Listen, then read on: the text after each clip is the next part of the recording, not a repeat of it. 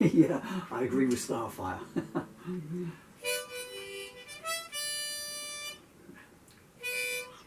Turned in one of my talkie videos, and I hate that because I get so little time when I'm going to play the guitar that I want to play while I can. Anyway, so this song is called I Want to Show You What Love Really Means. And it's kind of an ethos from my life. It's all over baby blue. I play that Choose. Why don't I play Choose? My little song cards behind me. Don't kid yourself. That's a nice angry song. I think the person I sang it to deserved it. And, you know, it's not just me. You will all have met someone in your life that sold you out. Not even 30 pieces of silver. 30 pieces of copper she sold me down the river for. This won't mean anything to you on camera too, but listen to the video about me talking about adult social care in Somerset. Yeah, I've been keeping the MPs involved. That was the other thing I was going to say. I'm talking to the camera now. They don't want to know either. No interest. Remember that when you come to vote next time around, folks.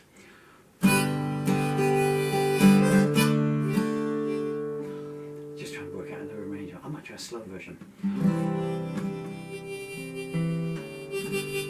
2, 3, 4.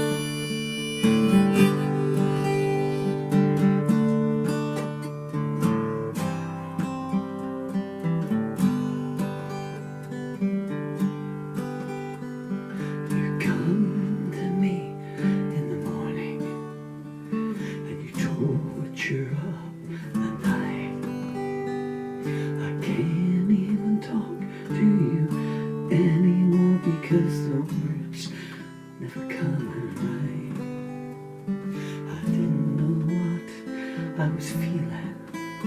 Didn't know if it was right or wrong. By the time I knew I was in love with you, the moment had been and gone.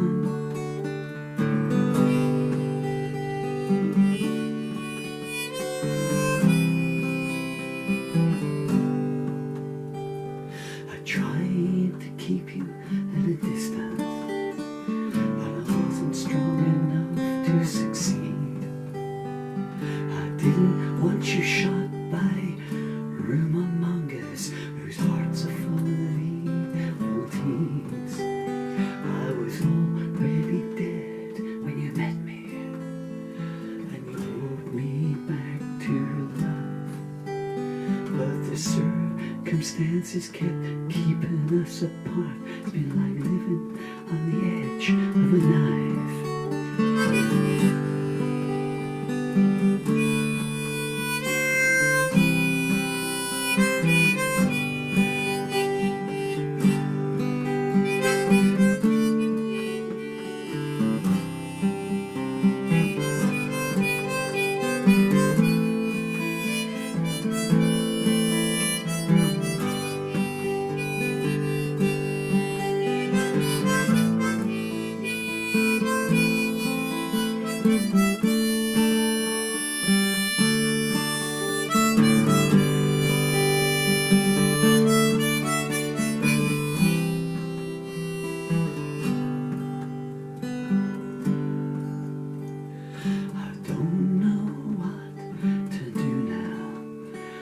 Go forward and I can't go back. You've already been dressed in white, and I'm still wearing black. I want to walk in the rain with you. I want to hear all about your dreams. I want to shield you from sorrows in the world and show you what love really is.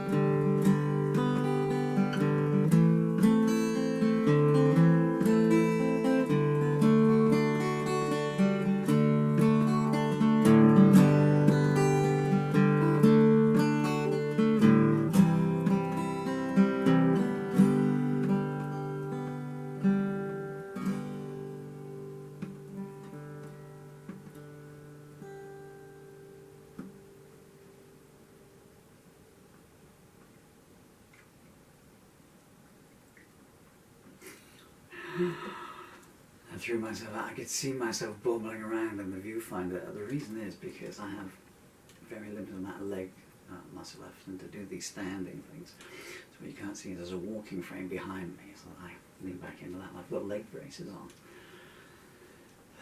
which I purchased for myself because the NHS. I mean, you know, even the aids I've got, they did supply the commode, although it's an open one, not a closed one. Don't want to put anyone off their lunch. The crutches, I was supposed to be getting neurophysiotherapy. This was 6th of October 21. We're 29 years on that. We're at 23 now, and it was going to start. And he said, well, I know this is a physiotherapist. He said, well, neurophysiotherapy's outside my scope, he said, but I'll give you some crutches. I was using a tripod, the camera tripod. It's a good invention, actually. I should have copyrighted it. And I was using that as a walking frame. Again, I was saying, you know, picks up by saying about the people in hospitals. You go in, I went in like she balanced on this tripod, because the taxi driver said, well, you have to pay a fortune for a wheelchair taxi. It's £75 to get from here into Yeovil and back in a wheelchair taxi. You know, that's a week's rent, almost, you know. And a lot of you are there going, you only pay £75 a week rent? Me, I've been in the house for 50 years. I've been paying rent for all those 50 years, you know.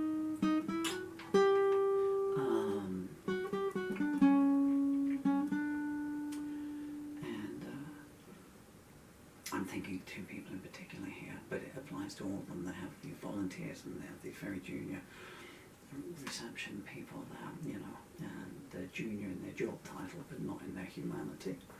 I mean, you know, doctors out on strike, we want a 35% pay raise. Here's the thing.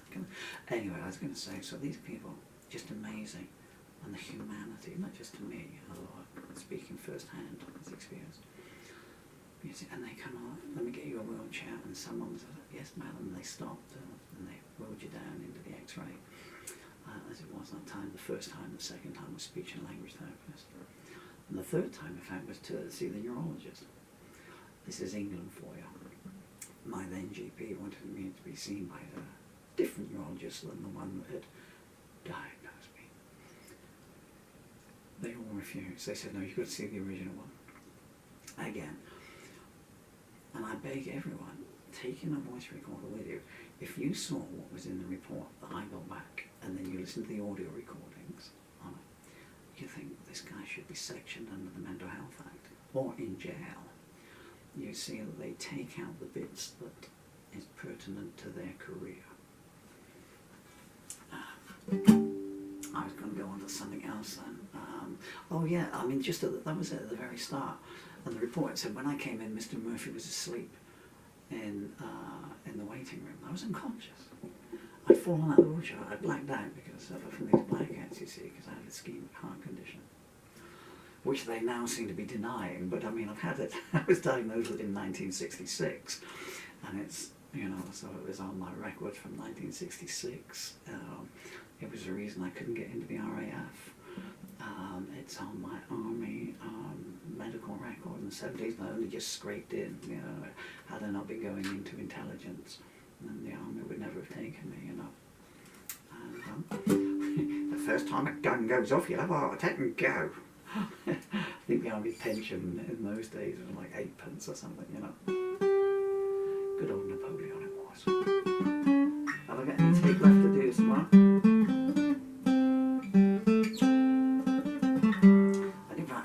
Song last night.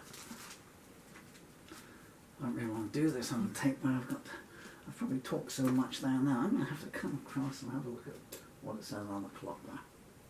Okay, well, you know what, I've talked you out there, so thank you so much for your patience. This isn't much of a music one, but it's all pertinent, I guess, in that, you know, my songs are, if you go through them, you know, they're all about injustice, even the love songs. You know, sometimes they're about the injustice, you know, because even if you're in love with someone and someone's in love with you, there might be someone else there that was in love with one of you or the other person, and their heart's been broken by the fact that you know, A and B might be together, but C might be, you know, having their heart broken because they're not with either A or B. And so I always think of that. I'm not a pessimist, you know, it's a wonderful world. And take it from me, when you're dying, that's when you realise just what a wonderful world it is. And so I will leave you with the lesson that I've learned very harshly over the last 2 years. There are no bad days. There are no bad days. Every day is a good day. Because the worst day of your life is the one that you'll never see. For every two in a row, peace and love. Except to certain people. I'm sorry, I'm a nice guy, but there are some people I just cannot forgive.